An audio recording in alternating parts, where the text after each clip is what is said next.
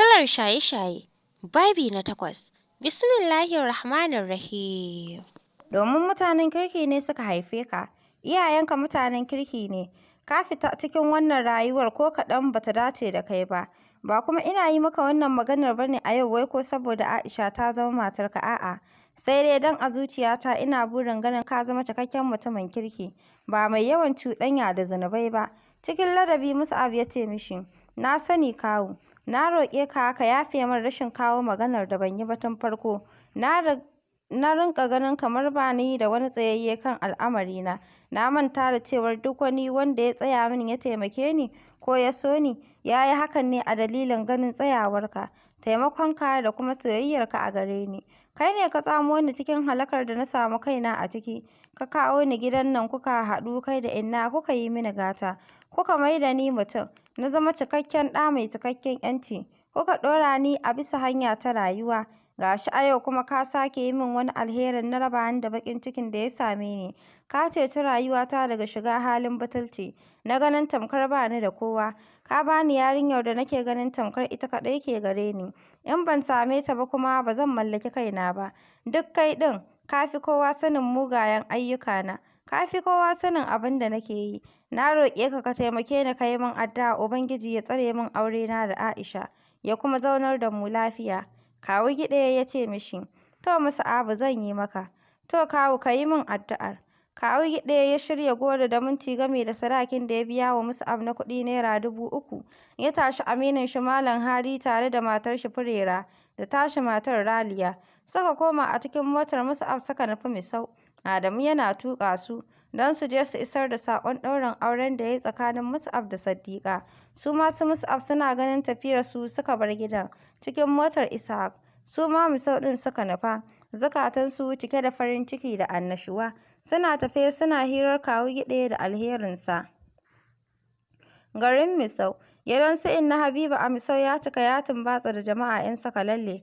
Ba ƙaramin cika aka yi ba a gidan kasancewar Inna Habiba ta kwana biyu ba ta yi bikin ba, tun na 'yar autarta Hamida. Sai dai ita kam Inna yanzu ne take faɗin bikin 'yar auta, don haka biki sosai ta shirya. Ta kuma gayyaci 'yan uwa nesa da na kusa, ga kuma abokan arziki. Saddiƙa tana kwance a ɗakinta tun bayan saka lallen da aka yi mata. Ta kasa fahimtar halin da take ciki. Ita dai kawai ta san saka lallen ya haifar mata da matsanancin baƙin ciki, damuwa gami da ɓacin rai mai tsanani. Ga shi dai ba son Mus'ab take yi ba, saboda ya fita ranta kwata-kwata, a dalilin munanan halayen shi da aka gaya mata, na kasancewar shi fasiki. To amma kuma abin takaicin shi ne, shi ma Sadisun ba ta son shi shi ma, ya fita a ranta. Ba ta ƙaunar ko sunan shi ta ji ana ambata mata. Ta fi so a bar ta kawai. A bar ta ta yi zamanta haka babu auren. Shi ma auren ba ta son shi. In ban da kar ta yi saɓo ma da ta ce ta tsane shi. Don daga tasowar shi ta samu kanta cikin yanayin da take ciki a yanzu, na baƙin ciki da ƙunci, da tsiraran waɗanda ake ganin girmansu. Malam Abdullahi ya fito yi wa baƙin shi rakiya, lokacin da Adamu ya yi fakin a ƙofar gidan, cikin motar Mus'ab. Da farko ya ɗauka Mus'ab ɗin ne, sai da ya ga fitowar Adamu da sauran mutanen da suke ciki nan da nan ya yi sallama da baƙin nashi. Ya jiyo tarar Malam Hadi, barka da zuwa. Ya isa da shi ɗakin shi na waje. Su Baba Furera kuma suka wuce cikin gida, inda su ma suka samu tarba mai gamsarwa. Bayan sun ci sun sha an kuma gaggaisa an yi raha yaushe gamu. Inna Habiba tana tambayar Inna Raliya, yanzu nan dama za ku zo amma ba ku iso da wuri aka yi saka lallen nan da ku ba? Ta yi murmushi ta ce, to ba ga shi an yi ba. Ai barin ki dai na yi ki yanda kike so, tunda ke ce uwar ke ce uban. Mutanen da ke wurin suka taya su dariyar da suke yi. Salamu alaikum. Goggo tana ciki. Muryar Malam Abdullahi ne daga wajen zaure, saboda cikowar mutane. Da sauri Balkisu ta iso cikin ladabi tana tambayar shi, Baba Abu za a kira maka? Ya ce, I maza kira min ita. Ta yi maza ta nufi ɗakin da Abu ke ciki, tare da 'yan tsofaffi aminanta suna hirarsu. Tana jin kiran ta yi maza ta fita ta nufi inda Malam Abdullahi ke sauraron zuwan nata. Sai da ta gama sauraron bayanin nashi sannan ta shigo gida tana salati. Iko sai Ubangiji, wani baya auren matar wani. Shi aure dama ya gaji haka, ko ma in ce abin da ya fi haka. Dama kuma an ce matar mutum kabarinsa. Gaba ɗaya wurin ya yi tsit ana sauraron kalaman nata. Ta leƙa falon Inna Habiba inda jama'a ke cike ta ce, "A'a, ke Furera ashe kun bai wa ɗanku auren shi ne da kuka zo ba ki gaya mana ba?" Inna Habiba ta zuba musu ido tana kallo cikin yanayi na rashin fahimta da son jin bayani. Inna Furera ta ce, "I gwaggo, gani ne mun zo da aminin shi." Ta ce, "Haka ne." Ta ɗaga ido ta kalli taron jama'ar da ke wurin ta ce, "Jama'a aure fa ya zama a kan Musa'abu yake, don ɗazu da yamma kawun shi ya ɗaura mishi aure da Saddiƙa. Ga goro nan da minti da kuma sadakinta 3,000 ya bayar ya ce a kawo wa uwarta." Kukan da Inna Habiba ta saka shi ne ya taƙaita farin cikin su Bilkisu da 'yan uwanta. Gaba ɗaya aka taru a kan Inna Habiban ana ta faman ba ta haƙuri. Baba Furera kuwa cewa take yi, "Babu wata kunya da aka baki tunda ya ce a gaya miki ki sa a ɗaura wa Sadisu aure da Kubura. Ba shi kenan ba magana ta ƙare." Ita kuwa Saddiƙa tana kwance a ɗakinta ta yi kasake tana sauraro, tare da tambayar kanta me yasa gogonta kuka haka a cikin taron mutanen da ta tara. A daidai lokacin ta ji wayarta tana ƙara. Rabon da ta ji ƙarar an daɗe, don haka ta miƙa hannu ta ɗauka don ta ga waye. Duk da ta daina amsa wayar shi sai ta yi nufin amsawa, wai ta ji me zai ce mata. Yana jin ta ɗauka bai jira ta ce komai ba ya soma ce mata, "Ina miki barka tare da albishir na zama amarya ta har abada. Aisha ina tabbatar miki da cewar daga yau kin shiga amarcin da ba zai taɓa ƙarewa ba har abada. Dama can ni da ke abu ɗaya ne Aisha. Za kuma mu ci gaba da zama abu ɗaya." Saddiƙa ta rasa me za ta ce mishi, tunda ba ta gane me yake nufi da kalaman nashi ba, balle ta gane inda ya dosa. Abin mamakin dai shi ne, muryar shi ba ta cikin yanayi na tashin hankalin da ya kira ta a baya. Ba ta san sanda aka yi ba sai kawai ta ji ta fashe mishi da kuka. Ya maza ya katse layin. Ƙawarta da ta fita tsakar gida don wanke hannu ita ce ta shigo ta ce mata, "Na fa ji kamar ana cewa wai yau a Bauchi an ɗaura aurenki da yaye Musa'abinki. Shi kuma Sadisu wai an ce a ba shi 'yar uwarki Kubura." Yaye Musa'ab? Da ƙarfi Saddiƙa ta yi tambayar. Nan take kuma ta sake fashewa da wani sabon kuka mai tsanani. Su Bilkisu da 'yan uwanta suka yi maza suka fice daga gidan, saboda ganin an samu an shawo kan mahaifiyarsu ta daina kukan da take yi. Kasancewar dare ya riga ya fara yi, bai hana su nufar gidan Mus'ab da ke can bayan gari don su taya juna murna. Ƙwayayen fitilu sun haske ko'ina na harabar gidan. Tun kafin ka ƙaraso kuma kana jiyo sautin jama'a. Ga kuma motoci a tsaitsaye a harabar gidan, alamar tuni har abokan shi da ke kurkusa sun fara isowa. A haka suka ƙarasa shiga gidan. Daga nesa suka hango shi riƙe da sigarin shi a hannu yana kuma ansa waya. Yaya Mus'ab ashe kuma sai zama ango? Ya murmushi ya ce, Bilkisu abin kamar babu wuya, amma mu kam ai mun san mun ji jiki ko kuwa?" Gaba ɗaya suka yi murmushi. Nan take kuma suka shiga gaishe shi da yi mishi murna a yanayi na girmamawa. "To yaya Inna ta karɓi labarin?" Cikin natsuwa ya yi musu tambayar. Suka gaya mishi komai.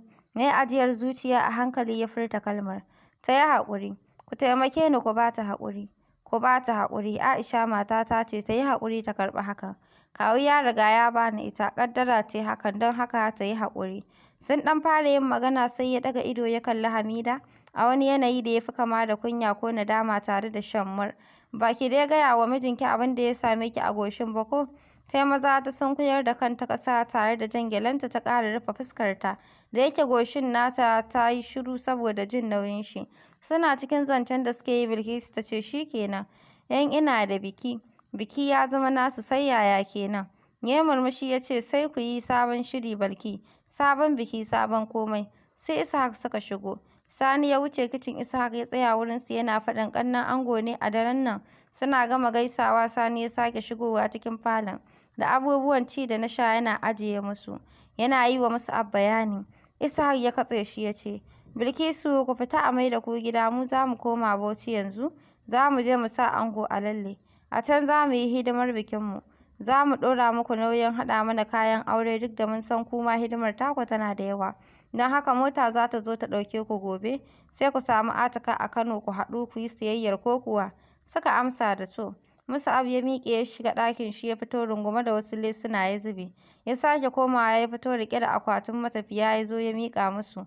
Suka buɗe suna dubawa. Sarƙoƙi ne masu asalin kyau har kala 3, kowanne kuma yana haɗe da warwaron da suka dace da shi.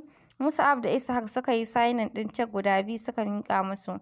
"Ga shi nan in kun je yin siyayyar kar ku mance da kawunanku." Suka sa hannu biyu suka karɓa tare da godiya gami da fatan alheri. Biki sosai su Mus'ab suka yi a Bauchi, don can suka yi hidimar tasu a gidan kawu Giɗi. Ko ita ma kuwa Inna Habiba duk da ɓacin ran da ke cikin ranta, ɓoyewa ta yi.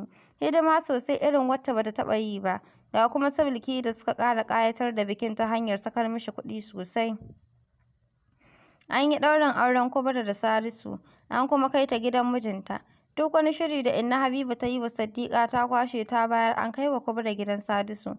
'Yan biki sun watse an bar Siddiƙa da innarta a gida kamar yadda dama suke. Suna zaune a falon innar suna hira. Akwatunan auren Mus'ab ne a gabansu suna ƙara dubawa. Ai zan yi maganin shi, wai shi ya iya shege ko? Ya zaga ya je ya kai wa Yaya maganar. Shi kuma Yaya da yake bai ganin laifin shi duk da ya fi kowa sanin shi, ya ɗauki auren ya ba shi. To ai zan ga mai kai mishi ke. Kar ki yarda zuciyarki ta karyo a kan ƙiyayyar da kike yi mishi. Don wannan aure da Yaya ya ɗaura ba komai ba ne illa fitina. Ba za mu iya shi ba don haka ba ke ba shi. Kar ma ki yarda ki saurare shi, don ba za ki tare a gidan shi ba ma. Kuma nan ina jiran ran da zai shigo gidan nan na tutsiye shi. Sai ya rubuta takardar sakin aurenki ya bani sannan ya fita.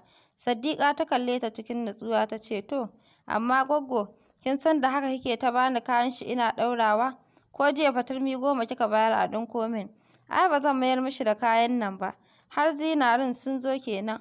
Ladan kukan da ya sa ni a cikin mutanen da na tara ana kallo na. Ina sharɓar majinar baƙin ciki. Siddiƙa ta ɓata ido ta ce, dama an bar mishi kayan shi kawai Gwaggo. Da wanne zai ji? Tai maza ta ce, kul na sake jin wannan maganar a bakinki, kwalliyarki za ki yi ta yi da su. Da daddare misalin 12:30 Mus'ab yana kwance a ɗakin shi da ke gidan shi na Misau, ya yi sha'awar a ce shi ma an kawo mishi Aishan shi, kamar yadda aka yi wa Sadisu tashi matar. Ina ma dai a ce a gefen shi take yana a kwance. Ga shi kuma daren mai cike da iska ne mai ɗauke da saƙon sanyi a cikin shi. Ko sai yaushe ne haƙƙina da damuwata za su zamo abin dubawa wajen Inna? Shi ma Baba ya yi shiru ya zuba ido yana kallon abin da ake yi min ɗin. Bai tanka ba. Ya ɗan yi tsaki mara sauti. A daidai lokacin da ya miƙa hannu ya ɗauko wayar shi da ke gefen shi a ajiye. Ya soma danna lambobinta. Ko ba ta amsa maganar da nake yi mata ba ai tana ji na. Bari in gaya mata abin da zan gaya mata. Tunanin da ke zuciyar shi kenan. Siddiƙa wacce gwaggonta ta dawo da ita kwana a ɗakinta, a nan gadonta suke kwana tare, tun bayan watsewar 'yan bikin. Saboda tsoron da take yi na kar Mus'ab ya shigo cikin gidan ba ta sani ba. Ɗauki mana ki ji abin da zai ce miki. Don haka ta miƙa hannu ta ɗauka. Aisha, ni kira sunan a hankali cikin jan hankali da natsuwa. Wai ni me yasa haƙƙin nan nawa ne? Taka shi bai da wuya wurin Inna. An fi sati guda yau tun da kawuna ya bani aurenki amma har yanzu ba a ce min ga lokacin da za a kawo ki ba. An ɗaura auren Kubra da Sadisu ne bayan nawa ɗaurin auren. Amma tuni da yake shi ɗan gata ne an kai mishi matar shi. Ki taimaka ki yi wa Inna magana mana tun da ke 'yar lelanta ce. Siddiƙa wacce gwaggonta ta dawo da ita kwana a ɗakinta, a nan gadonta suke kwana tare, tun bayan watsewar 'yan biki. Saboda tsoron da take yi na kar Mus'ab ya shigo cikin gidan ba ta sani ba. Ɗauki mana ki ji abin da zai ce miki. Don haka ta miƙa hannu ta ɗauka. Aisha, ya kira sunanta a hankali cikin jan hankali da natsuwa. Wai ne me yasa haƙƙi in nawa ne taka shi bai da wuya wurin Inna? An fi sati guda yau tun da kawuna ya bani aurenki, amma har yanzu ba a ce min ga lokacin da za a kawo ki ba. An ɗaura auren Kubra da Sadisu ne bayan nawa ɗaurin auren, amma tuni da yake shi ɗan gata ne, an kai mishi matar tashi. Ki taimaka ki yi wa Inna magana mana tun da ke 'yar lelanta ce. Ki gaya mata ke ma kina buƙatar mijinki. Na rantse miki, zama da ni zai fiye miki na zaman gidan daɗi. Ba zan rinƙa barin ki kina kwanciya a kan katifa ba. Kan ƙirjina zan rinƙa shimfiɗe ki. Kin san kuwa ɗumin shi ba zai taɓa yin daidai da na katifa ba. Zan jiyar da ke daɗin da ba ki taɓa ɗanɗana ba. Zan yi miki tausa da sumba. Ya maza ya katse layin saboda kukan da ta soma yi mishi. Abin da ya iya kenan. Mus'ab yana zaune gaban Abu.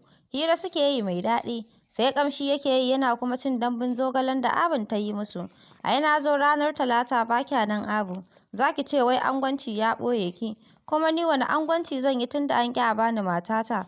Abu ta ƙalƙale da dariya ta ce, to ba dai zamanka take yi ba. Ko ba daɗe ko ba jima ai za a baka ita. A'a Abu, ni kawai a bani matata. babu maganar ko ba daɗe ko ba jima. Ni na ɗauka ma za ki je wajenta maganar a bani ita. Ta ce a'a, ranar Talata gidan Kubura na je, saboda 'yan uwan mijinta sun zo nan sun kawo kaya na abin arziki da ta je musu da shi. Suka ce a shaida wa iyayenta cewar 'yarsu ta kai 'yancinta, don haka na je don ba ta daga can kuma na je na gaya wa innarku, na kuma kai mata abin da suka zo da shi. Mus'ab ya ce kai wannan al'ada taku Abu sai yaushe za ku bar ta? Mu bar ta a kan me? A hankali ya yi tsaki ya ce, haba abin da ya kamata ya zamo sirri tsakanin miji da mata, wai sai a yi ta bi ana yayatawa. Ni ba zan yarda a yi min irin wannan bankaɗar ba. Ta galla mishi harara ta ce, ai ku dama 'ya'yan zamani ko in ce yanzu duk wani abu na al'ada da ke taimakawa wajen kama mutunci da gudun abin kunya ba kwa son shi. Faɗin budurwa ta kai budurci bankaɗa ne, amma neman matan banza a yi ta lalacewa da su wannan ba bankaɗa ba ne. Ya yi murmushi don ya san inda ta dosa. Abu kenan. Mai da wuƙar ni yanzu zuwa ne in roƙe ki taimake ni ki sa baki a bani tawa matar nima. Ta ce to zuwa yamma zan je gida in ji abin da suke ciki. Abu tana zaune a falon inna Habiba suna gaisawa. Saddiƙa ta fito daga can cikin ɗakin ta sha kwalliya cikin sabbin kayan aurenta. Ga zinari ya kama jikinta. Duk da ba a kai ta gidan miji ba. Sheƙi take yi saboda ƙarin kulawar da ta samu. Abu ta harare ta ta ce, ita kuma wannan amaryar a gidansu take kwalliyar amarcin. To wai me ya hana a kai Saddiƙa gidan mijinta ne? Ta zubawa inna Habiba ido tana kallon ta tare da sauraron amsar tambayar tata. Kin san dai ba ki da ikon riƙe mishi mata a wannan lokacin. Matar shi ce in dai ba so kike ki shiga alhakinsa ba. Alhakinsa inna? Ta yi tambayar cikin wani yanayi. Abu ta ce mana alhakinsu su duka. An ce miki ita ba ta son mijinta ne? Koyaushe rabon da ki ganta tana kuka. Wannan kyau da sheƙin da take yi an ce miki na zannuwa da zinarin da kike bata tana tsaurawa ne? Ba su ba ne. Kwanciyar hankali ta samu a dalilin an ba ta mijin da take so. Da kin ba ta shi ma da yanzu ta fi haka. Don da ta fi haka samun natsuwa a wurin shi. In kuma kina jira ne sai ta silale ta je ta same shi, kin yi abin kunyar da gaske to. Saddiƙa ta sa wa Abu kuka cikin yanayin shagwaɓa ta ce, ni ba na so Abu, ba na so. Ta soma kuka har tana shure-shure. Abu ta galla mata harara tare da faɗin, tafi can munafuka. Ta kalli inna Habiba ta ba ta umarnin cewa, ki hanzarta ɗaukar yarinyar nan ki kai ta gidan mijinta. Tun ba mu kai ga ɓacin rai ba. A natse cikin ladabi ta ce mata, to inna, ko za ki turo min shi ne ya zo mu san abin da muke ciki. Kin san fa duk ɗan tanadin nawa na kwashe na kai wa Kubura. Kuma tun da aka yi ɗaurin auren fa bai leƙo gidan nan ba. Ina ce ya dace ya zo. Ta ce to bari zan turo shi tun da kuna son ganin shi. Ta tashi ta fita ta nufi gidanta. Mus'ab ya yi murmushin jin bayanin da Abu ta yi mishi. Ai bai kamata in fi ki sanin ta ba Abu.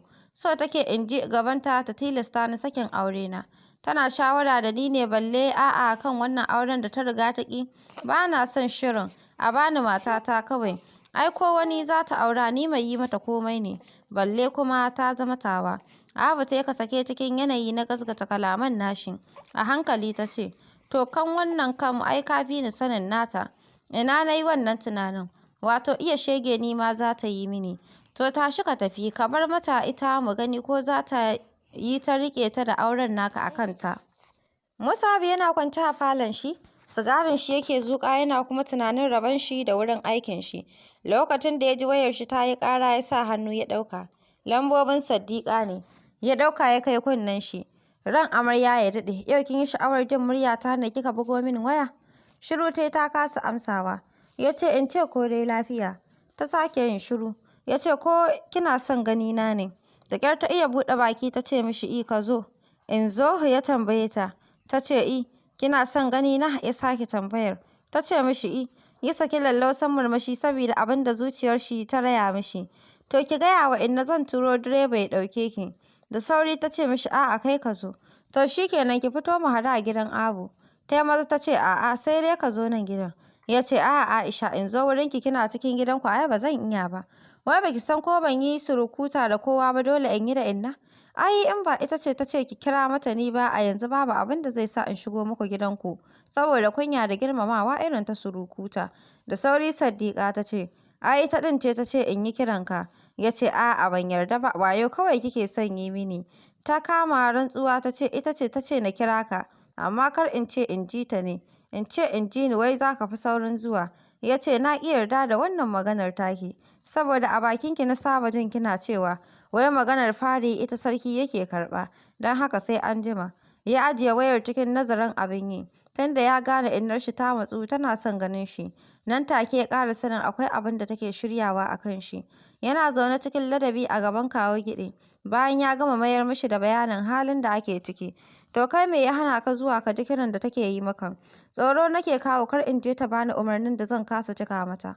Har yanzu auren bai kwanta mata ba. Sai nake ganin kamar so take in je ta tsiye ni ta tilasta ni yin abin da ba zai yi min daɗi ba a kan auren. Kawu Giɗi ya ɗan yi shiru zuwa wani lokaci kaɗan, kafin ya dawo da natsuwar shi gare shi.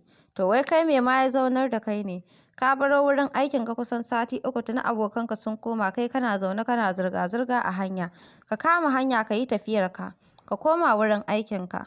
Mus'ab ya sake kallon shi cikin ladabi ya ce, to kawu Aishan fa, ka yi tafiyarka ka bar ta mana ba taka ba ce?